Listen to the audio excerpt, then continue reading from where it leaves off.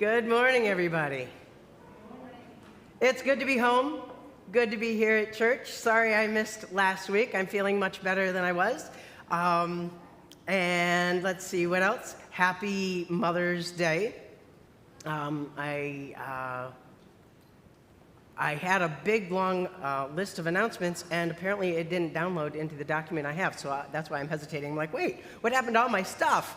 I was going to say Happy Mother's Day and a bunch of other stuff. Anyway, so for all of you who are listening on YouTube and watching us, Happy Mother's Day to you.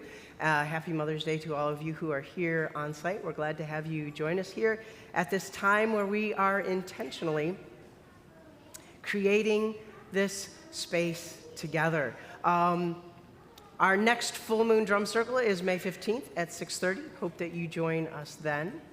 And let's see what else. I think it's time to bring ourselves fully to this time and to this place.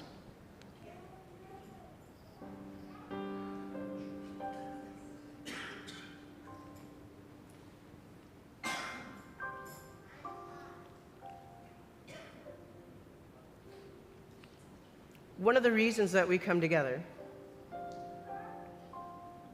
is to create a moment where we open ourselves up intentionally to each other. And we open ourselves up intentionally to our holy love. Our theme this year is Draw the Circle Wide. And I think that with that theme, it reminds us of the ever-expanding nature of our community and how we're not just individuals that happen to be sharing the same space, whether it's online or on site, but that there's actually a connection between us. And during this time, I want to invite us all to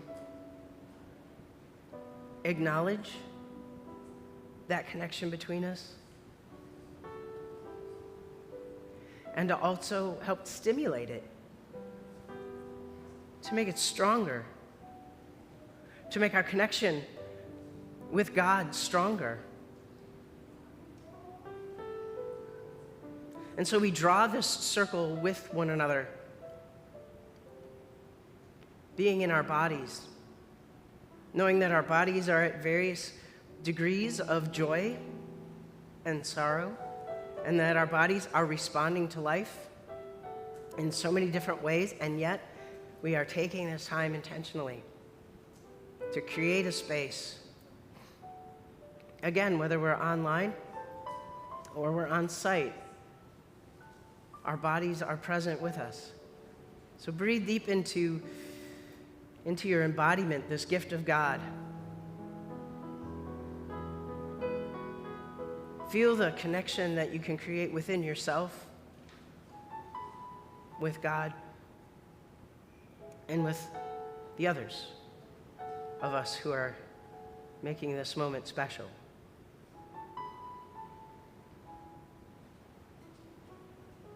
We bring with us our whole selves, such as our minds. This is a time to think about what's important to us.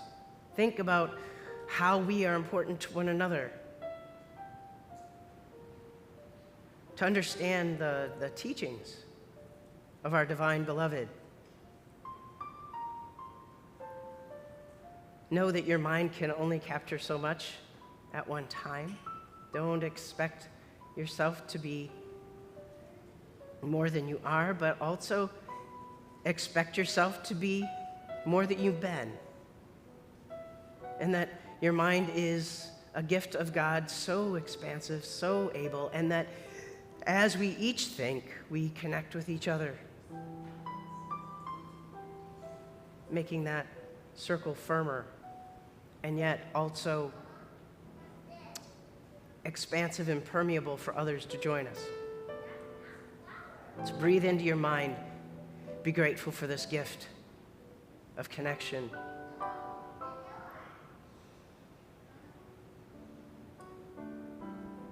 We also come to this moment with lots of emotions, with lots of ways of feeling.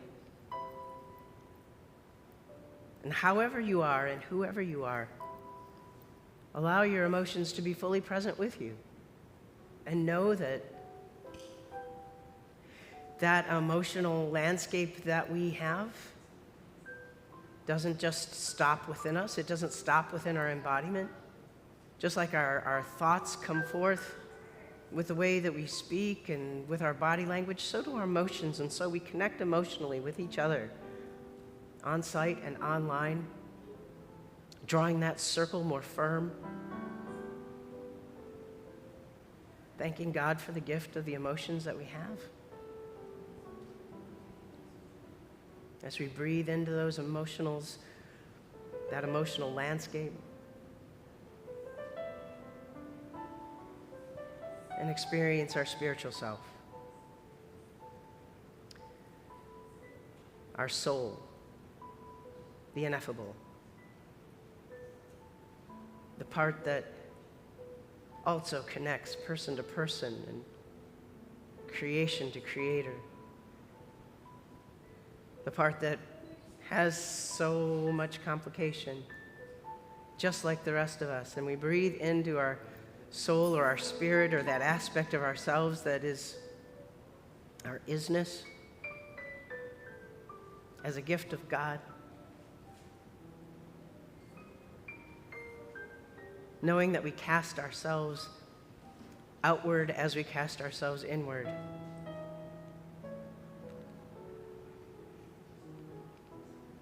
Let's draw this circle today, a holy and sacred circle of being together, and one that has so much expansive capabilities that anyone who intends to can draw near and join in seamlessly.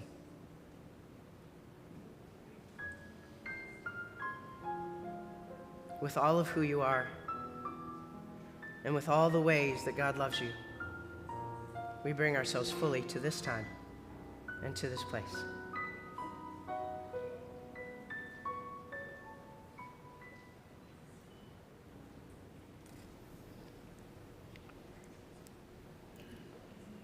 Please join me in our responsive call to worship. Whoever you are, you are welcome here. Gathering spirit to spirit, we open our hearts. Come, let us be open to all that is sacred and beautiful. Be all the names of love.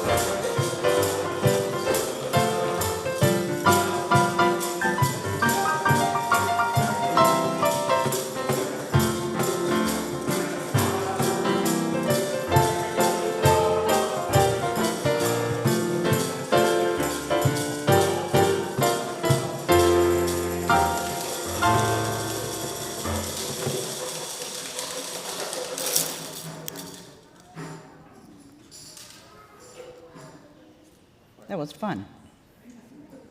Our first biblical witness today is from Romans 12, verses 6 through 18. We have gifts that differ according to the grace given to us: prophecy in proportion to faith, ministry in ministering, the teacher in teaching, the exhorter in exhortation, the giver in generosity, the leader in diligence, the compassionate in cheerfulness.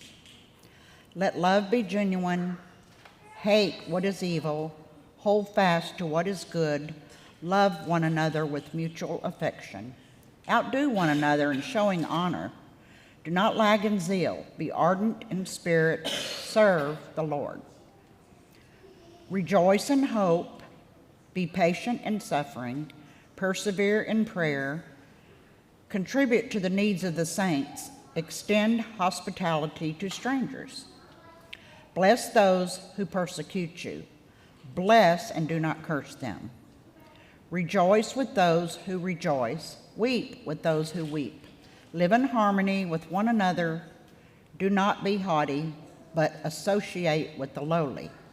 Do not claim to be wiser than you are.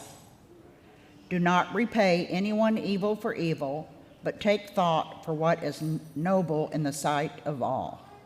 If it is possible, so far as it depends on you, live peaceably with all.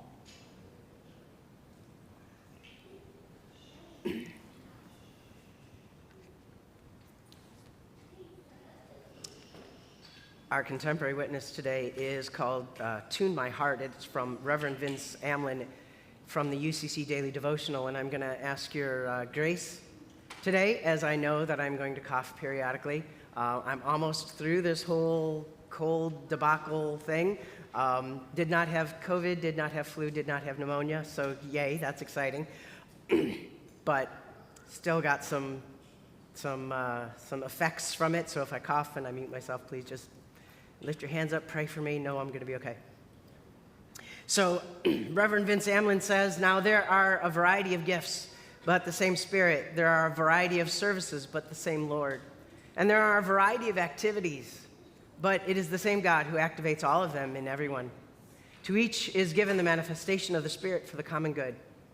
His devotion is based on this scripture, 1 Corinthians 12, 4 through 7. He writes, last week, my wife and I went to the Milwaukee Art Museum. In one of the galleries, there was a video installation playing on a loop. As we made our way into the next wing, my wife started humming a quick 4-note pattern. That's the music that was playing over that video, she said, and hummed it again.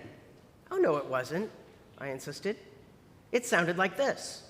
And I sang a slow, descending 3-note pattern. And then we both looked at each other confused. Now we have to go back, she said, and we did. The moment that we opened the doors to the galleries, I heard those quick 4 notes that she'd hummed. You were right, I admitted, but even as I said it, underneath them came my slow, descending motif. We were both right. Both lines had been playing over and over, and each of us had heard only one of them. Another example of the way the Spirit is made manifest, the way beloved community is built, not by choosing one line to sing in unison, but by learning each of our parts well enough to find the rich harmonies between them, not by convincing others to hear God's voice the way I hear it, but by encouraging everyone to listen deeply to what the Spirit may be saying only to them. Now, we know that part of our Christian teaching is that we're supposed to support one another. This is not revelatory. I'm not saying anything right now that makes you go, oh, wow, didn't know that. Some of the basic tenets of our faith are principles like treat others as we would like to be treated. Do you know those games where, or those tests or memes that say Shakespeare or the Bible? This is one that's actually in the Bible. Treat others as you would like to be treated. Gospel of Luke 6:31. And rejoice with those who rejoice and weep with those who weep. Bible, the Romans passage that Paula read for us. Supporting each other is a way of making connections, creating and sustaining community. It's the way that friendships grow and is especially powerful when it's mutual rather than one-sided. It's a human desire, a human need, one that our ancestors knew was important enough that it needed to be in the teachings about God. Knowing that you're a part of a supportive relationship or a member of a supportive community is good for your mental health and wellness, which we are now in the second week of Mental Health Awareness Sunday. This supportive relationship and being a part of a supportive community, it's what got many of us through the social isolation of the pandemic. Knowing that even though I was tethered to my spot, there were people out there. And thankfully, we have technology that we can connect with one another. Knowing that when the few of us who gathered to create the worship service for all y'all, and it was just like, here I am standing in front of a camera, that I had a community I could project from my mind because I knew who you were. I could imagine your voices, see your faces, your smiles, your eyes. And it made doing all that possible because I could project my community into my mind, into this space that was becoming so foreign of having people in it. So this kind of thing gets us through really hard times. While having solitude and alone time is really great for many of us, isolation can bring despondency and despair. The line between those two varies from person to person. A little bit of alone time might be isolation for someone, whereas some other people need lots and lots and lots of alone time, and they don't feel isolated at all. So that's elastic. There's a flexibility to that for each person. The way we seek connection, what offers meaningful support varies as well. Reverend Vince Amlin, in his devotional, reminds us that we're all different. And this got me thinking about how there are different ways that each of us need to be supported. And while that's true, that there are ways that differ for us to be supportive, the other side of it is true too. Each of us has a different way of supporting. We each have different gifts, different ideas, different things that we see. And that's good. On this second month of Mental Health Awareness Month, I want us to think about the ways we offer support to others. What are the ways that we feel that we're required to offer support? What are the ways we flow effortlessly with support? Are they the same? It's easy to see needs around us. When those who care about us are going through hard stuff, naturally we want to help. And with sharing friendship or engaging in supportive community behavior, this is a way to express divine love.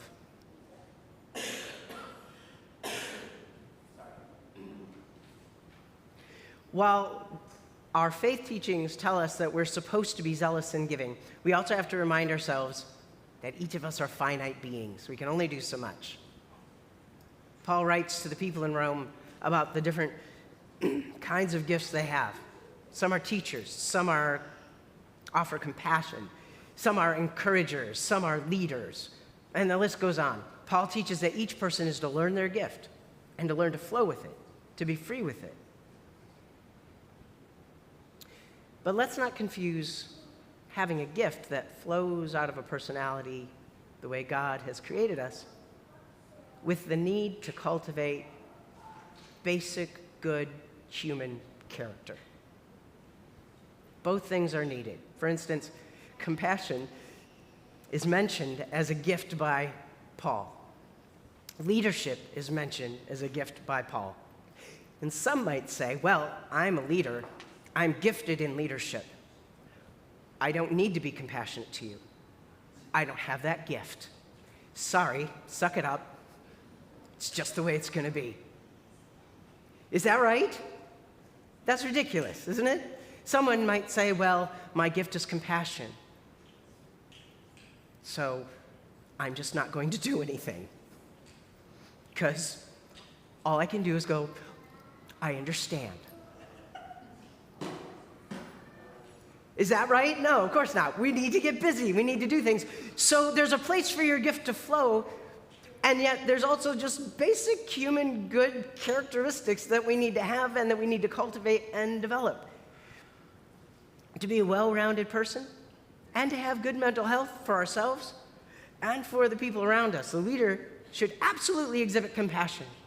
And a compassionate person sometimes needs to step up and say, I don't know, I'm going to make it up now. I think the dishes need to be done, and lead and say, let's work on such and such. I don't know how many people for the garage sale who don't think of themselves as leaders ended up leading in that darn thing and figuring out what little group they needed to say, well, I'm going to step into this and I'm just going to help make this go. A lot. So there's a difference between those two things. I just wanted to lift that up.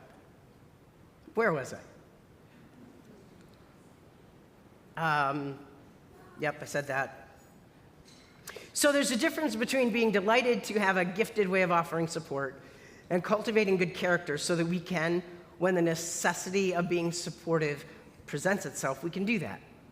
We at least have the rudimentary skills of being there in the moment with someone while we look for the person who's gifted. This is also a part of self-care. Knowing where you're gifted, knowing resources that you have when you don't have the gift to go all the way and do the thing. We can get bogged down with all the ways that we don't know how to help. We can get bogged down and feel guilty when we don't have the skills to do something. It can paralyze us, which means we can't be supportive in the moment. As we grow in maturity, we learn that we can't do everything, that we truly are finite, but that we can do something. We can help begin, and then we can get other resources. As we grow in faith, we learn that God doesn't require us to be able to do everything or to have the skills and the gifts of all things. What is required is that we care enough about each other to be there and to be with each other. We can cultivate basic skills of being decent and also be released to our particular set of gifts in certain circumstances to be helpful.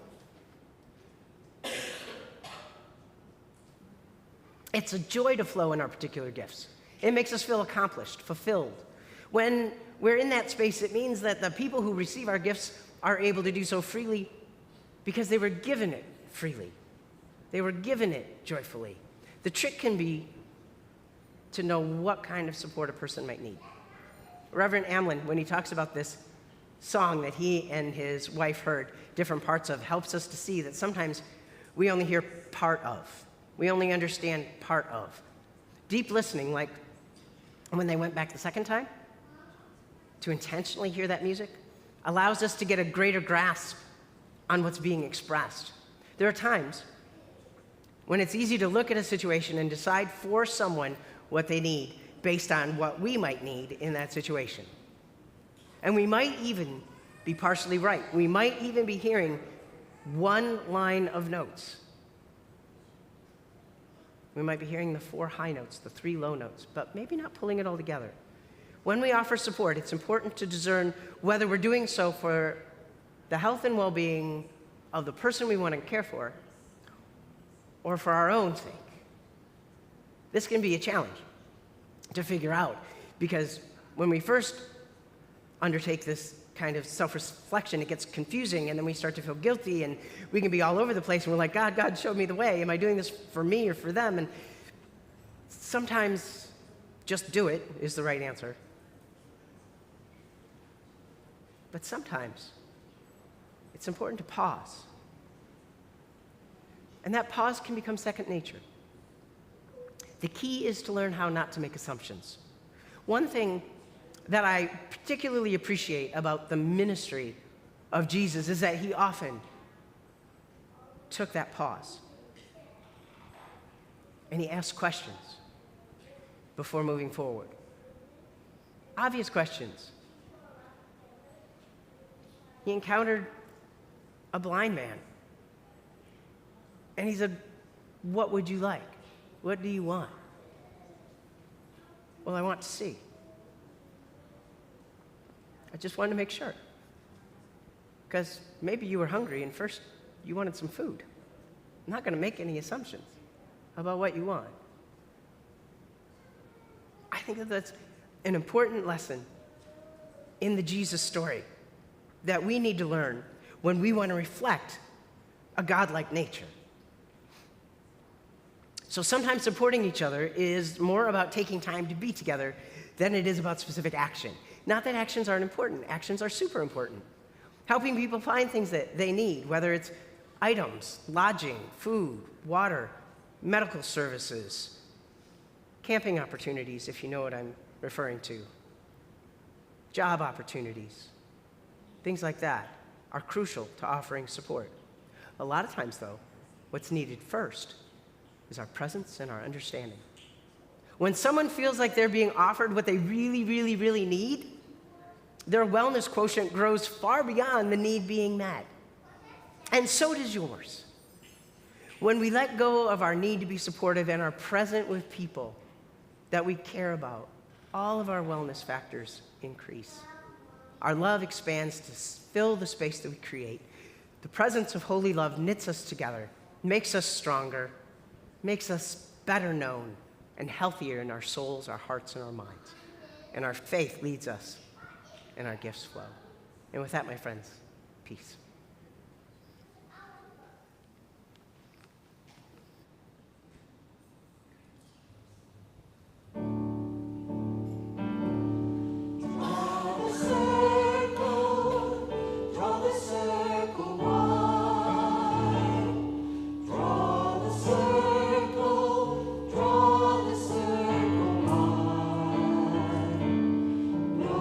Stands alone, we'll stand side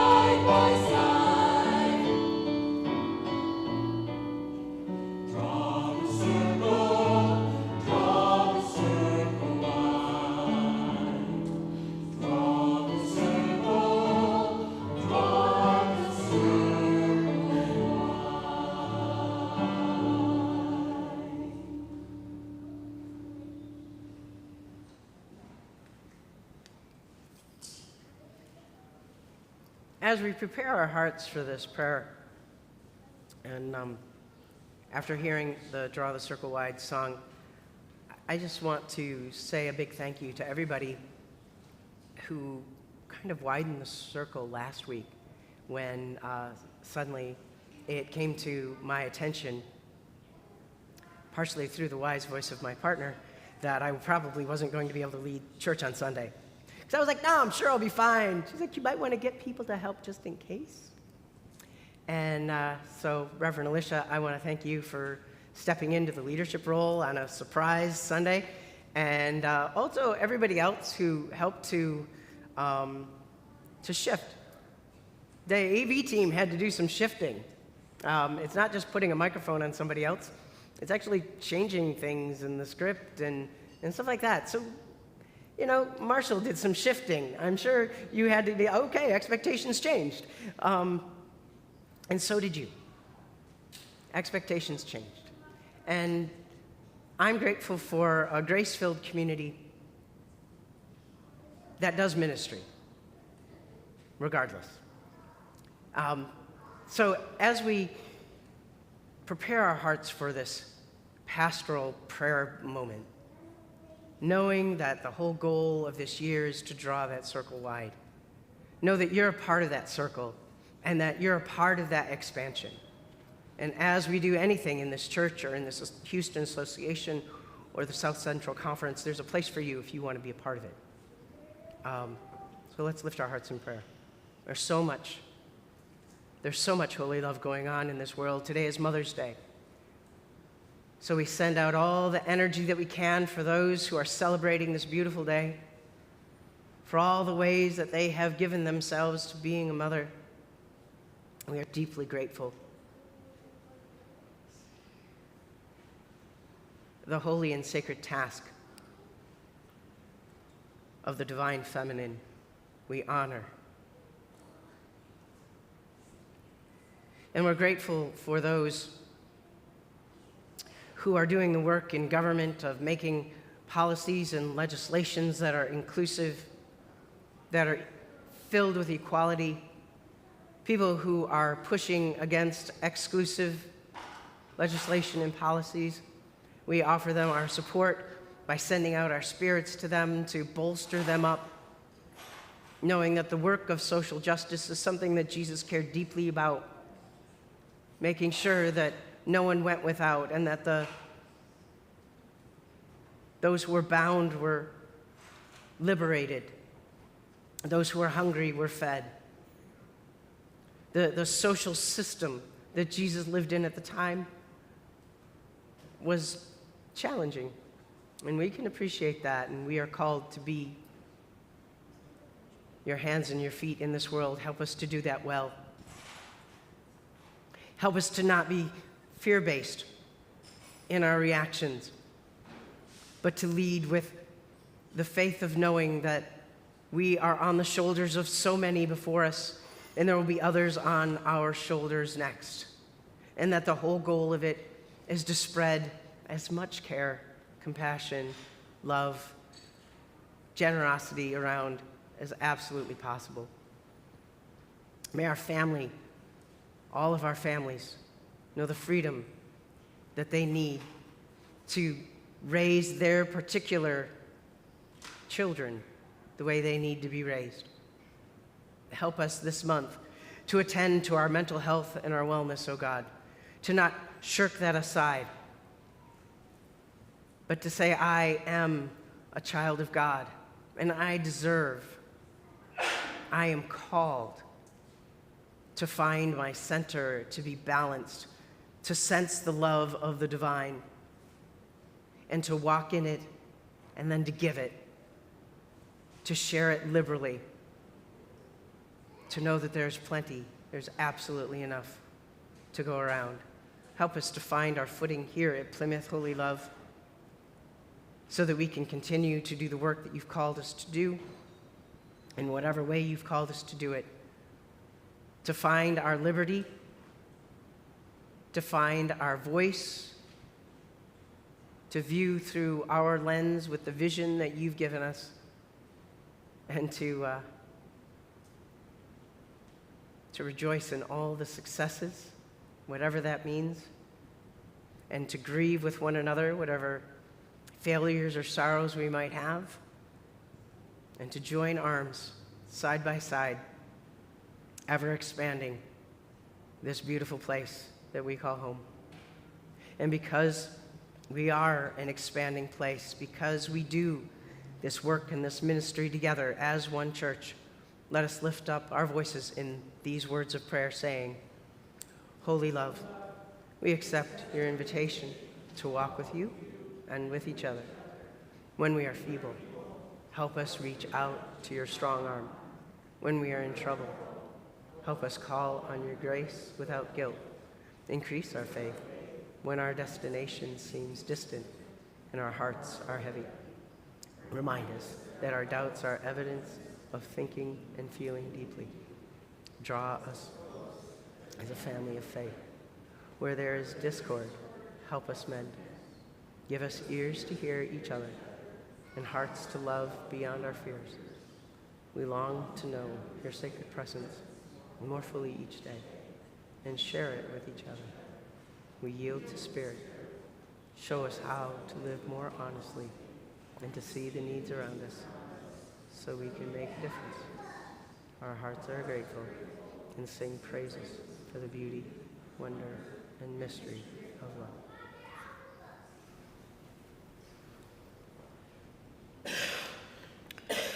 Each week, we collect 2 offerings. One is for the church, which goes into our general fund for the running of the church and our ministries. The second is the loose offering, which is sent to a designated charity, which changes each week. If you brought your offering in person today, you are welcome to drop it in the offering box in the back. It's the glass church near the doors to the narthex. Our loose offering for today will go to Beauty After Bruises, which is dedicated to bringing light back into the eyes of survivors of childhood trauma by providing them with access to and funding for therapeutic and inpatient care while creating professional and public awareness for complex PTSD. If you would like to give to our general fund, to the loose offering, or to both, you can use bill pay from your bank, send us a check, use the Plymouth app, or use PushPay according to the directions on your screen. And as always, thank you for supporting Plymouth and the ministries of the loose offering.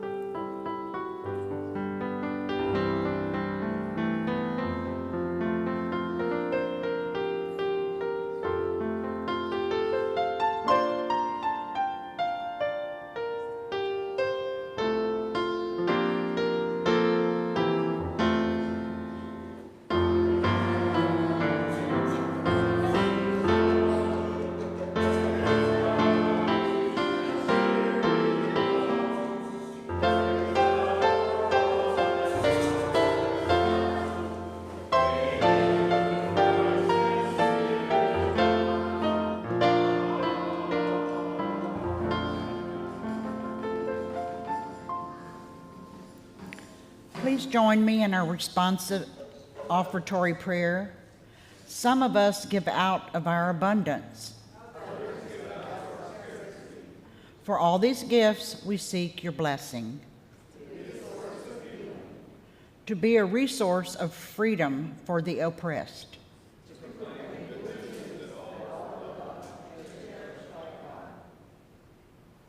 And now let us sing together. Help us accept each other. You're welcome to sit down if you'd like.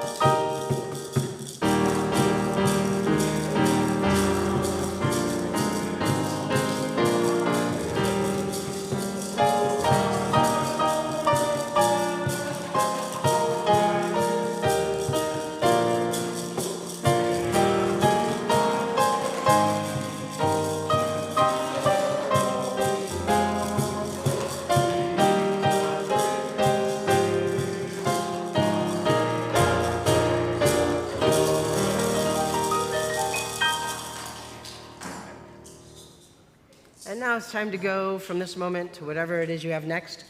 One thing that you might have next is fellowship. We've got some fellowship food, and we'd like to invite you for coffee, a little bit of noshing, and some conversation. Hope that you join us for that.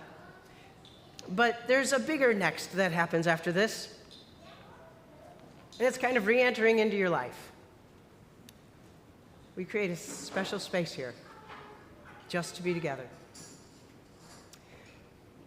And to go back out into our regular life from this very specially crafted, intentional, safe space can take a moment, can take a breath, and I'd like you to take it. I'd like you to know that you carry this moment with you. I almost started walking all around again. Someday we'll have the camera situated so I can do that.